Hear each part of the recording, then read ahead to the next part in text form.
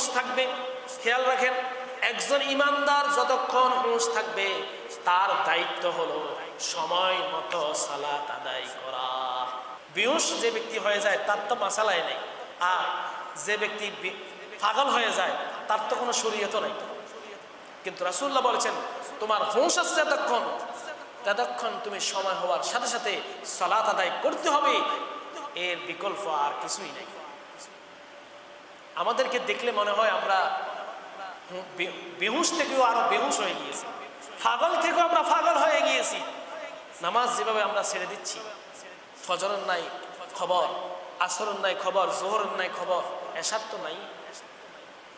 দুনিয়ার কাছে আমরা বেশি হয়ে গিয়েছি, অথচ আল্লাহ নিজে বলেছেন ইন্নাস সালাতা কানাত আলাল মুমিনিনা কিতাবাম মাওকুতা।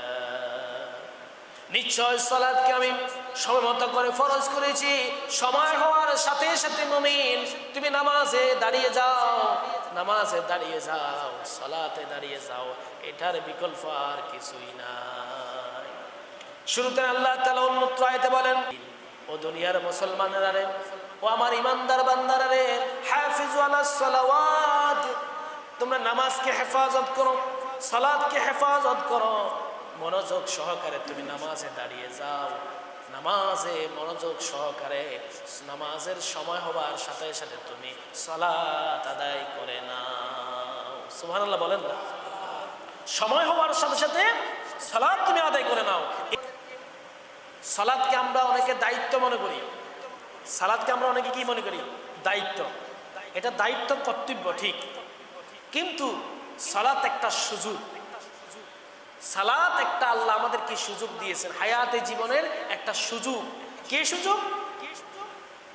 আল্লাহ তাআলা আমাদেরকে সুযোগ দিয়েছেন, বান্দাকে আল্লাহ সুযোগ দিয়েছেন দৈনিক 5 বার রবের সাথে কথা বলার,